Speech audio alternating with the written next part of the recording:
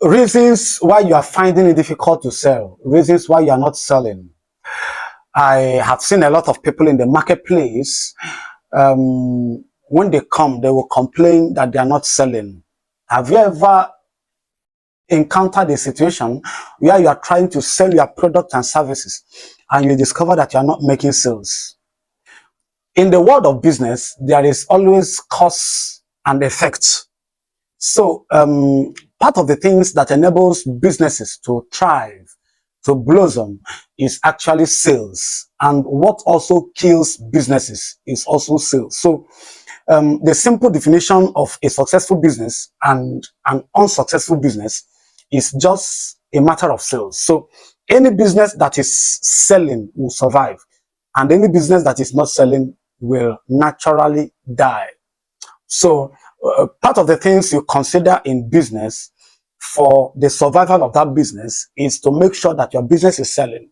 So, and the major factor that enables businesses to survive and to die is just a matter of sales. So here is number one reason why you don't sell. Number one is that people don't know you. Yeah. When people know you, they are definitely going to buy from you. So when you come to the marketplace with a product and a service, people are not going to believe you because the product is a new product. It's a new service you're trying to render. So the people are going to watch at you with disbelief. And they are going to ask you so many questions in trying to talk to them, in trying to communicate with them about the product and service that you're rendering to them. So in the process of this communication, they will ask you questions, just as I said earlier. It's normal.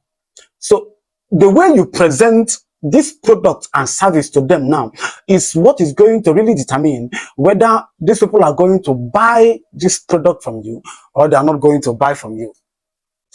In the process of presenting this product and services, there is a required energy and persuasion that you are going to use to present it. If you don't present it with this right energy and this persuasion, the people are not going to buy from you. Remember that this energy is something that will be inborn. This energy is something that is going to come out as a result of your belief and conviction in this product. Now, if you don't believe in this product and service that you are bringing to the marketplace, the people are not going to believe you, because when you are talking to the people, they are seeing you from your own eyes and they are also seeing you from their own eyes. What do I mean? When you are talking to the people, they are going to really know if you believe in this product you are offering to them. So if you are selling this product because you want to sell it and make money, you are not really going to make sales. But if you are selling this product in that you are trying to sell it and bring value to the people, in that you have benefited from the impact of this product you are trying to market to them, they are easily going to believe you. And once they believe you, they are easily going to buy this product. So you see a lot of people in the process of marketing, in the process of trying to promote their product and services, you see them give testimonies of how the product and service have helped them in one way or the other. So by the time they bring this testimony and the people perceive that, this thing is something of value to me, if it has been something of value to the person that is bringing this product to me, they are easily going to buy it. So we have seen in many cases where people try to sell because they want to make money. And we have seen that in the process, they are not able to sell as much as people that are selling because of the impact, because of the value, because of what they have benefited from the product. You discover that those ones go far than the people that are selling just because they want to make money from it. So by the time you bring your product to the marketplace, people are going to evaluate it and people are going to buy because of the value that you are rendering to them. Remember, nobody buys your product because you are selling. People buy your product because of the value of the product. That's the reason people buy. So if your product is not valuable, people are not going to buy. And if it's valuable, you as the seller must have benefited from the value that the product is offering to you. So this is number one. Number two is lack of communication skills.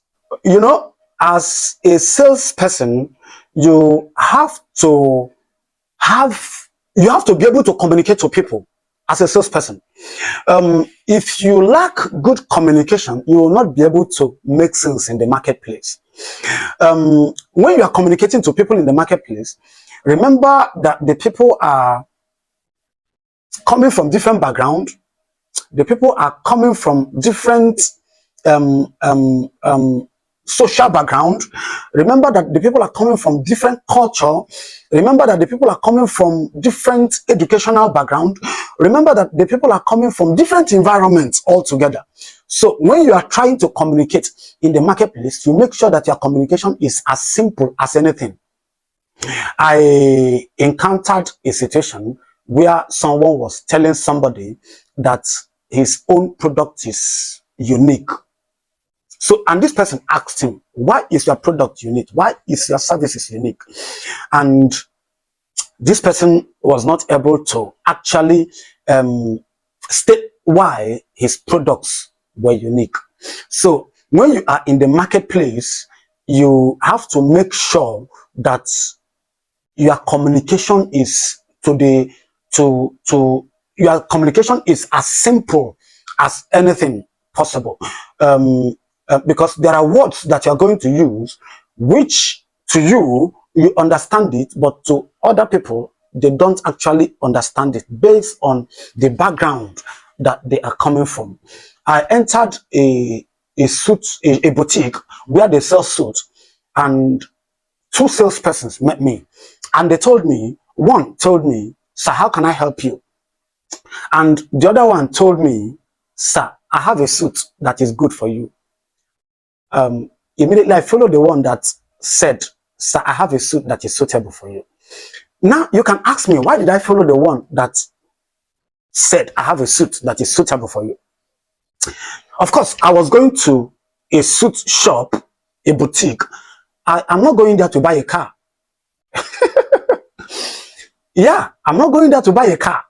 I'm going there to get a suit. So you asking me, how can I help you? I think it's ambiguous. Instead of you telling me that you have the one that is suitable for me. Now, when I followed the guy that told me he has a suit that is suitable for me, so the guy immediately told me that I look like a model, that he has suits for model, and the thing blew my head.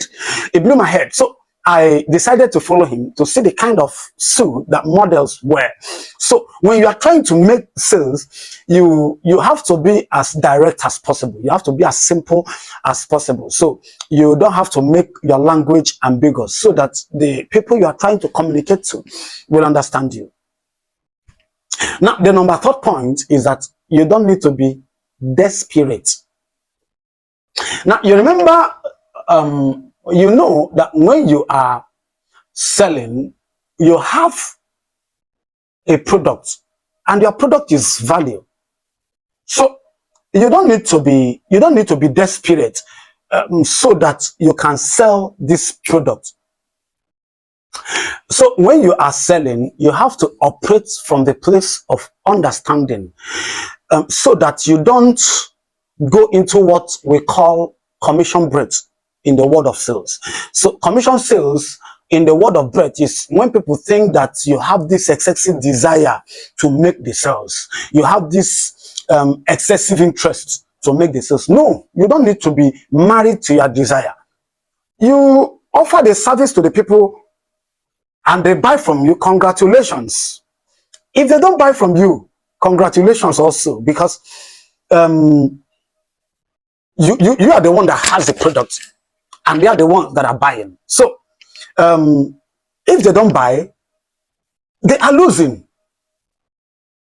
Are you getting it? So you have to operate from that point, that if they don't buy, they are losing the value you are rendering to them. So you relax your mind. And what you need to do is, since they are not buying, there are a lot of people that are looking for that value, that product that you have to offer to the society. So your job is to look for the people that are looking for your product and services. So that means you making yourself findable by the people that need your product and service. So for example, when you go below the comment section now and comment on the product that you have to offer, you don't know the people that are there looking out for that your product.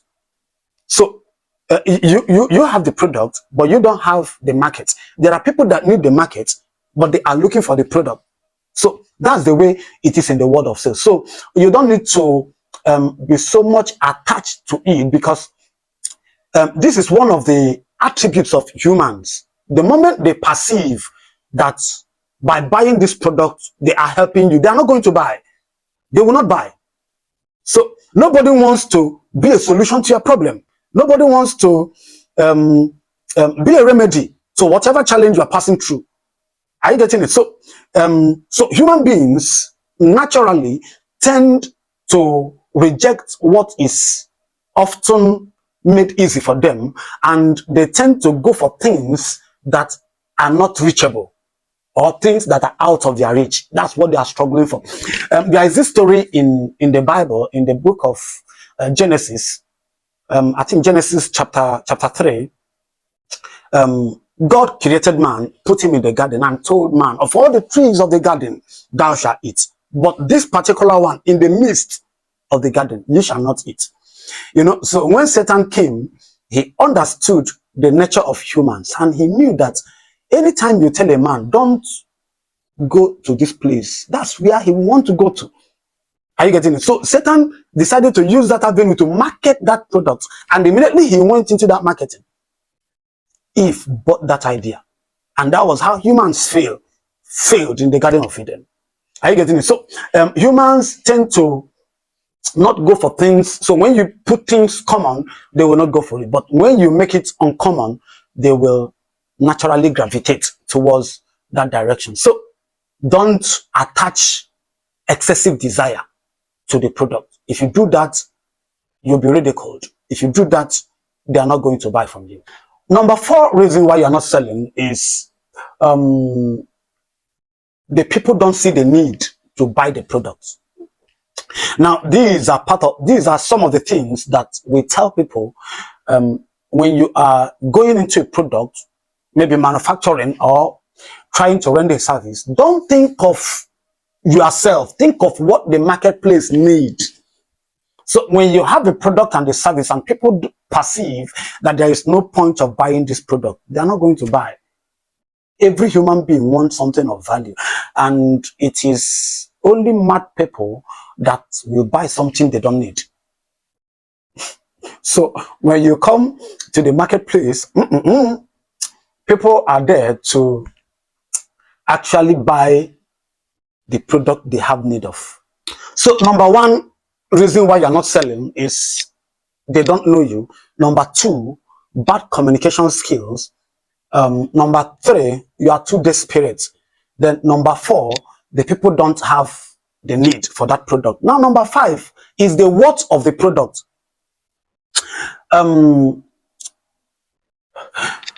The people don't believe that the product you are selling to them is worth the amount you are selling it. They are not going to buy.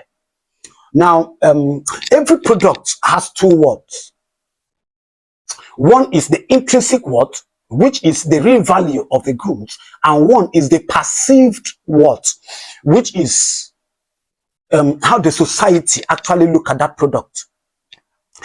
If you're making sales and your product is only on the intrinsic value, you're not really going to make more money or much money from it, and people will not really buy it.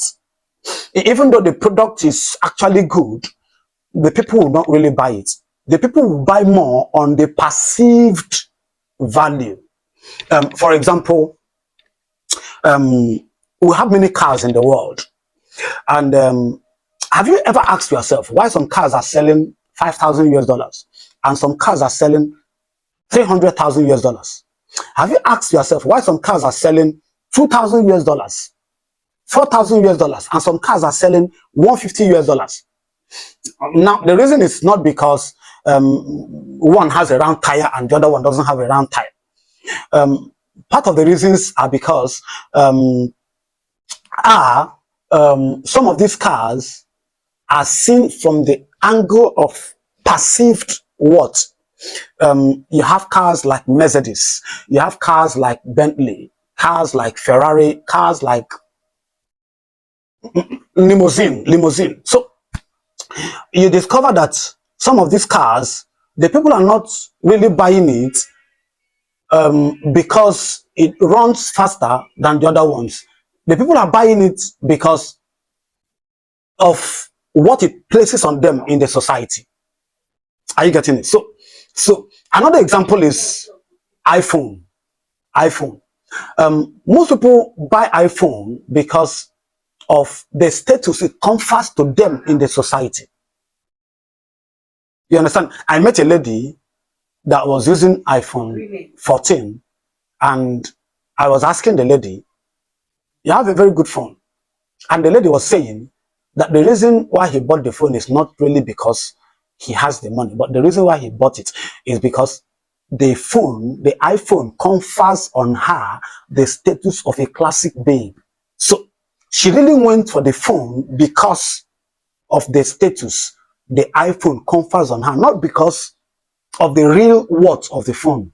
Are you getting it? So people will actually buy more from you because of the perceived value. And if you want to actually promote your product is good and is something you feel that is sellable, then you need to uncover the what. Have you ever asked yourself why people buy Louis Vuitton, Versace, and so they have been able to make it that once you put on this product, you are wearing original. Once you put on this badge, you are wearing original. Once you put on this badge, it confers on you high status in the society. And as a result of that, you see people rushing to buy it. So you need to uncover the real value of your product so that it can migrate from not only intrinsic, but from the perceived worth of the product. Now, another point why you are finding it difficult to make sales is one of my mentors, Miles Moron, said. He said they haven't counted the cost. This is one of the mistakes that salespeople do. You know, when you are trying to make sales, you first of all begin with pricing before uncovering the value of the product. So this is a situation where you have the person that wants to buy the product from you, and the person says no. It's very hurtful. The reason why the person is saying no is because you have gone ahead with pricing instead of uncovering the value of the product and the services you are rendering to the person. So anytime you are into sales and you try to do with pricing without uncovering the value of the product and services you are rendering to the person, 99.9% of the answers you are going to get is no. So when you want to sell, you need to first of all uncover the value of the product by letting the people know what they stand to lose if they don't buy the product. Yeah.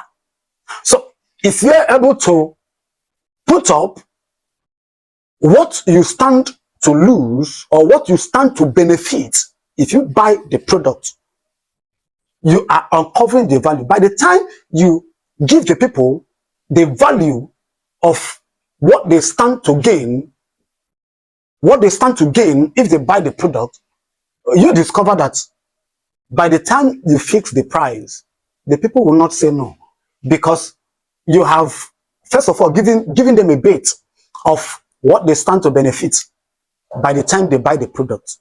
And every human being wants to benefit something with their money. Nobody wants to throw his money away, especially the people that worked hard for their money. Yeah. So by the time you present to them what they benefit when they buy this product, by the time you fix the price, they will not say no. They will buy the product. So that's another factor that makes people not to buy the product. Now, the last but not the least, this is very powerful. Very, very, very powerful. This is participation. When you are trying to sell your products and services, first of all, you are talking to the people. Now, the participation of your audience is actually going to determine whether you are going to sell or not.